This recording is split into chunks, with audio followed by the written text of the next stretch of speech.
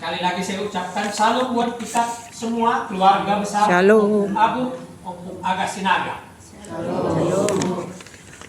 Hari ini kita boleh berkumpul bersama dalam kasih dan firman Tuhan yang kita dengar tadi sudah kita bacakan. Saudara-saudara sekalian, di dunia ini kita punya banyak macam pemimpin. Pemimpin bangsa, pemimpin di tempat kerja, pemimpin dalam gereja, bahkan pemimpin dalam tukuan kita ini juga ada. Bapak Situa Lerdin Sinap sebagai ketua.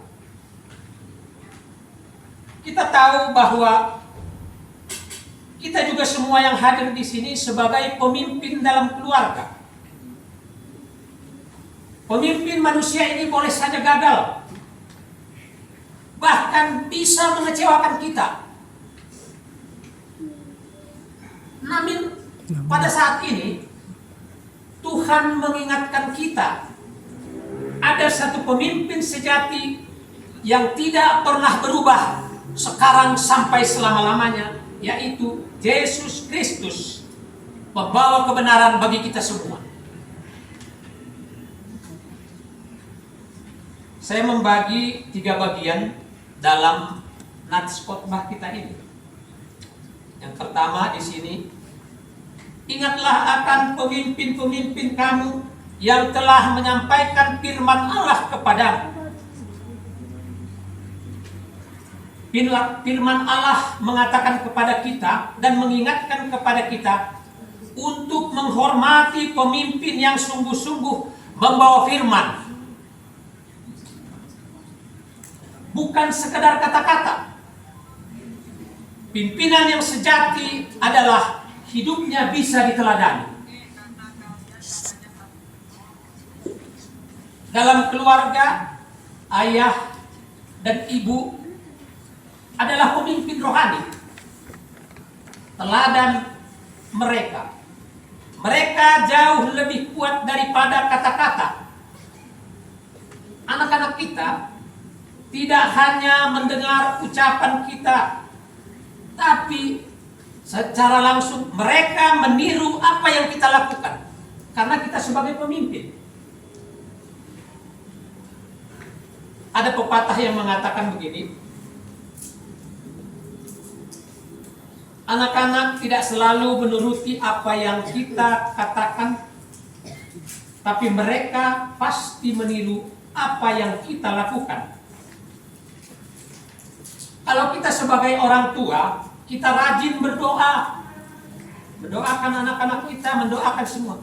Mereka pasti ikut belajar berdoa. Anak-anak kita pasti akan ikut belajar berdoa. Tapi kalau kita sebagai orang tua, kita suka marah-marah, anak-anak kita pun tentu mereka belajar untuk marah. Karena apa? Karena kita sebagai pemimpin dalam keluarga membawa teladan iman. Yang kedua, Yesus Kristus, pemimpin sejati yang tetap sama. Yesus Kristus tetap sama, baik kemarin, hari esok, dan sampai selama-lamanya. Dialah pemimpin yang sejati. Pemimpin dunia ini bisa berubah. Presiden kita pun berganti-ganti terus. Situasi politik, ekonomi, budaya, semua bisa berganti. Situasi kondisi kita juga sekarang seperti yang dibawakan yang di doa syafaat kita tadi. Karena apa? Orang banyak yang mau demo. Karena dia tidak puas dengan kepemimpinan, dengan pemimpin. Tapi kita diajarkan pada saat ini, Yesus tidak pernah berubah, dia tetap sama dalam kasih kuasanya, dalam memimpin kehidupan kita. Itulah pemimpin yang sejati. Dia tidak hanya mengatakan, tapi dia mengerjakan. Kita juga boleh mengapresiasi orang tua kita di sini, opung kita di sini, karena apa? Mereka sebagai pemimpin penasehat di sini, mereka tidak mau banyak berbicara, tapi mereka mengajarkan kita supaya kita tetap satu. Mereka bukan tidak banyak pekerjaan yang lain, tapi mereka mau kita anak-anaknya, kita pahukunya, kita keturunan Opung Agung dan Agah bisa bersatu. Itu harus kita apresiasi, kita sebagai yang satu darah. Karena kita tahu Yesus adalah pembawa kebenaran dalam dunia. Karena dunia ini banyak kebohongan, tipu daya dan ajaran palsu.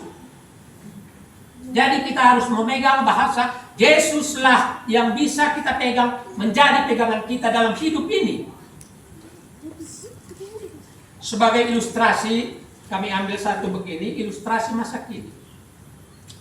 Bayangkan seorang manajer di perusahaan, dia hanya memerintah dari belakang meja. Tapi ada juga pemimpin yang mau turun tangan, bekerja bersama karyawannya, bahkan ikut ambil bagian. Tentu kita harus memilih pemimpin manajer yang nomor 2 tadi. Karena apa? Dia mau turun tangan, dia tidak hanya berkata-kata. Kita juga tahu Yesus juga begitu. Yesus adalah pemimpin seperti itu. Dia tidak hanya memerintah dari sorga. Kalau dia mau dari sorga, dia perintah, orang pasti ikut. Tetapi dia turun ke dunia ini, hidup bersama-sama dengan manusia, bahkan rela mati di kayu salib untuk dosa-dosa kita. Yang ketiga, kepemimpinan yang melayani bukan dilayani. Firman Tuhan berkata, taatilah pemimpin-pemimpinmu dan tunduklah kepada mereka, sebab mereka berjaga-jaga atas jiwamu.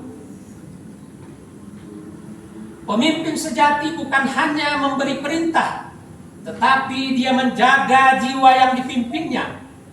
Yesus sendiri memberi teladan, ia datang bukan untuk dilayani, melainkan untuk melayani. Ia bahkan rela membasuh kaki murid-muridnya. Dan inilah yang harus kita camkan, bahwa kepemimpinan Kristus, kepemimpinan yang berkorban, yang penuh kasih dan melayani. Kita juga bisa ambil contoh satu ilustrasi. Seorang ayah yang pulang kerja dalam keadaan dia lelah, tetapi dia masih mau duduk bersama anak-anaknya untuk berdoa sebelum tidur. Anak-anak mungkin tidak langsung mengerti semua doa itu, tetapi mereka akan selalu mengingat teladan ayahnya. Itulah kepemimpinan rohani dari seorang ayah dan ibu. Bukan kata-kata besar, melainkan kesetiaan yang kecil, tapi tetap diucapkan berulang-ulang.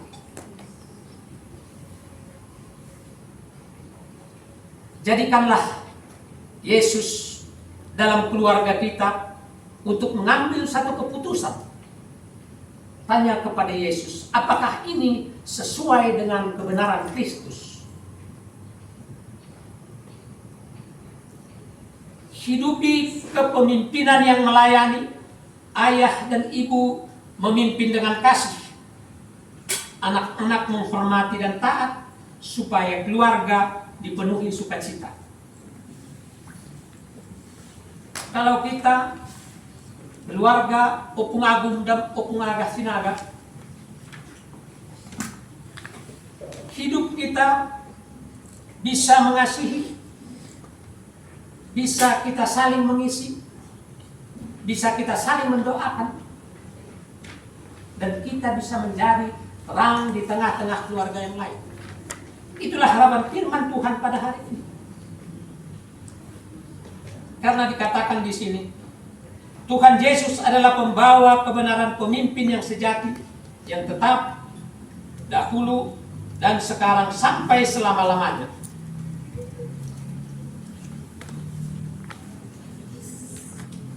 Yang terakhir, ingatlah satu kalimat ini. Kepemimpinan sejati adalah hidup dalam kebenaran Kristus, melayani dengan kasih, dan membawa keluarga kepada keselamatan. Sekali lagi saya ulang, kepemimpinan sejati adalah hidup dalam kebenaran Kristus, melayani dengan kasih, dan membawa keluarga kepada keselamatan. Tuhan memberkati kita. Amin.